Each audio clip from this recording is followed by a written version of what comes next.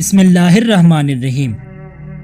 حضور اکرم صلی اللہ علیہ وآلہ وسلم نے اللہ کی ہاں توبہ کی قبولیت سے متعلق صحابہ کرام کے سامنے بنی اسرائیل کے ایک قاتل کا نہایت خوبصورت اور ایمان افروز واقعہ بیان فرمایا کہ بنی اسرائیل میں ایک شخص چوری، ڈکیتی اور قتل میں بہت مشہور تھا اور نہایت معمولی سی بات پر قتل کر دیتا تھا۔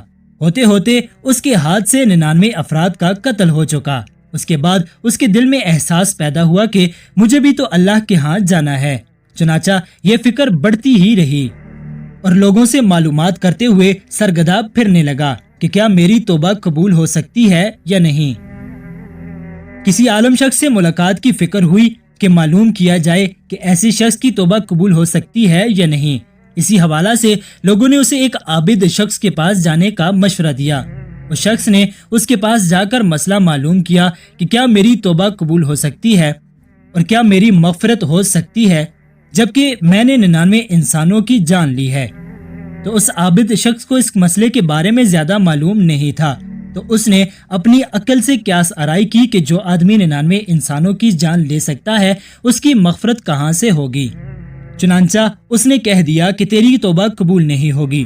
تو اس شخص نے غصے اور جلال میں آ کر اس کو بھی قتل کر کے 100 کا ہنسا مکمل کر دیا کہ جب میری توبہ قبول نہیں ہونی تو تجھے بھی ختم کر کے 100 پورے کر دیتا ہوں۔ چنانچہ اس نے 100 کا ہنسا مکمل کر لیا، مگر اس کے دل میں پھر بھی یہ خیال تھا کہ میری مغفرت کی کوئی نہ کوئی شکل ضرور موجود ہوگی۔ اس لیے اس نے لوگوں سے پھر معلومات کا سلسلہ جاری کر دیا کہ روئے زمین میں سب سے بڑا عالم کون ہے، وہی میرے مسئلے کا حل بتا سکتا ہے۔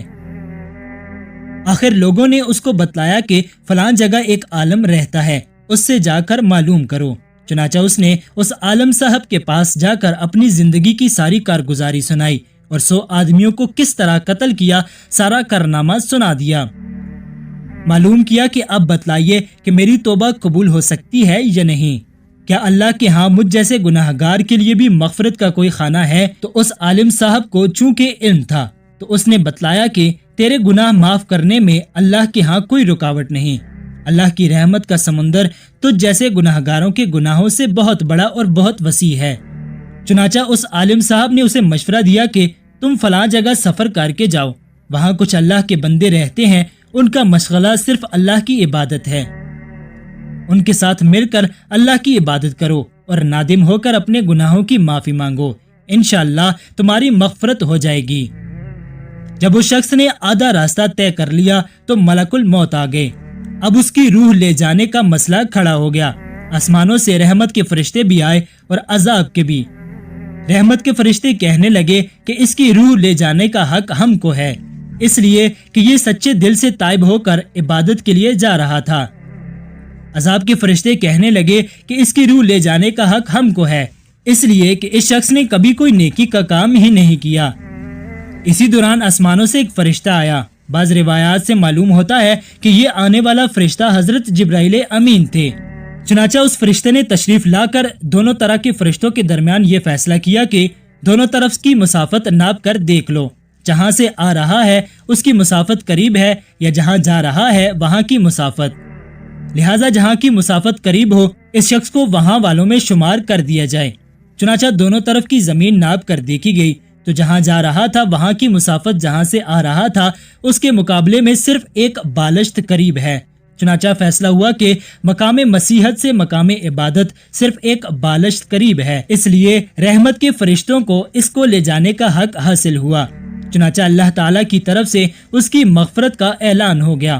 ایک روایت میں آتا ہے، قتادہ رضی اللہ تعالیٰ عنہ فرماتے ہیں کہ حسن رضی اللہ تعالیٰ عنہ نے فرمایا، ہم سے یہ ذکر کیا گیا کہ اس شخص کے پاس جب ملک الموت آیا تو وہ شخص سینے کے بل اس سرزمین کی طرف گھسیٹتا چلا گیا۔ حدیث قدسی میں آتا ہے کہ میں اپنے بندے کے ساتھ اس کے گمان کے مطابق ہوتا ہوں اور وہ جہاں بھی یاد کرے میں اس کے ساتھ ہوں۔ بخدا اللہ تعالیٰ اپنے بندوں کی توبہ سے اس سے زیادہ خوش ہوتا ہے جتنی خوشی تم میں سے کسی ایسے شخص کو ہوتی ہے جس کا جانور بیابان میں گم ہو کر پھر اسے مل جائے، اور جو شخص ایک بالشت میری طرف آتا ہے اور میں ایک ہاتھ اس کے قریب ہو جاتا ہوں، اور جو شخص ایک ہاتھ میرے قریب آتا ہے میں اس کے ایک با یعنی پھیلائے ہوئے دونوں ہاتھوں کے درمیان کی مسافت کے قریب ہو جاتا ہوں، اور جب وہ میری طرف چل کر آتا ہے تو میں اس کی طرف دوڑ کر آتا ہوں۔